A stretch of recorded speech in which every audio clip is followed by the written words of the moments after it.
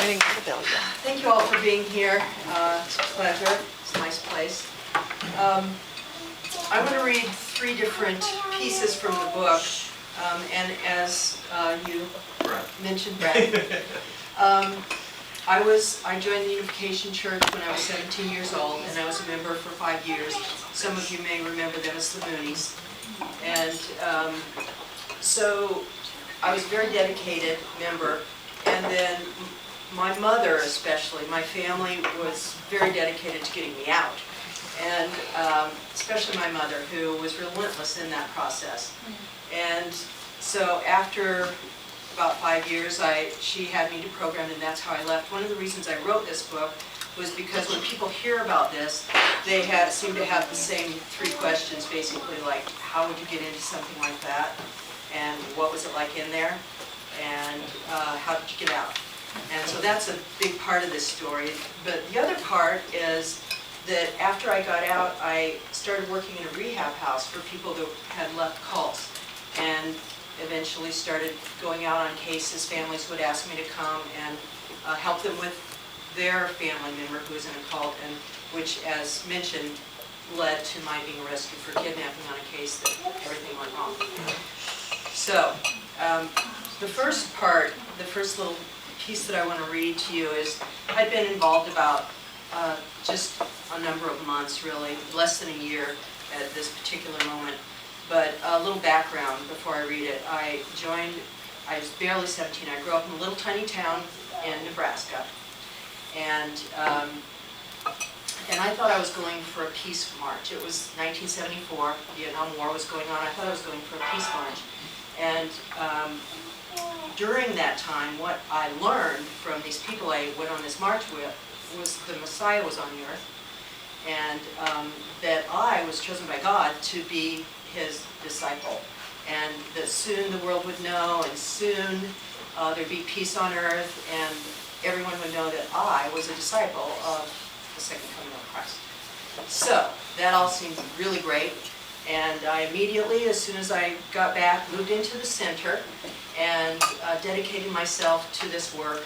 And so at this point, I've been in less than a year. There was a very charismatic leader. His name was Lokesh in the Nebraska Center. So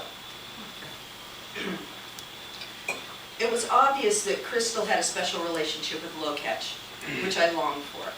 During the following months, I fasted several times. I did an 8-day fast with no food or water. I dried out. My lips were chapped. I held wet washcloths up to them and couldn't wait to brush my teeth, wanting so much to let some of the water in my mouth down my throat, but never swallowed. It was winter, fortunately. Had it been hot, it would have been extremely dangerous. I could have died. No one ever told me there was anything wrong with it. I just wanted to prove my dedication. I was dizzy, and toward the end, everything was confusing. My tongue felt swollen. Later, I did a 21-day fast, but this time with water. It was difficult to fundraise, though, during that time. I became very weak. I was cold even when I was wrapped up in a blanket and wearing a coat. I began to shake during my last week. Jake seemed irritated with me for not being stronger. He didn't seem impressed with my dedication, just irritated that I wasn't able to produce more. Like in the previous fast, I became dizzy and confused. I had an important revelation, though, toward the end of the fast, and realized what my ultimate mission was. I'd heard a speech of Moon's that talked about how every being, both alive and in the spirit world, would eventually be allowed into the kingdom of heaven when all indemnity was paid. According to the speech, even Satan would eventually be allowed to enter. He would be Lucifer again, a restored angel. Speech was part of the morning reading during one of the last days of my fast. I walked around the center that day in a daze.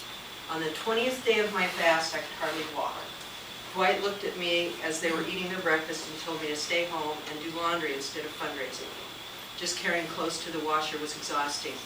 I kept imagining Satan entering the kingdom of heaven one day. I kept thinking about the fact that Satan, being the furthest from God, would be the last to enter the kingdom of heaven.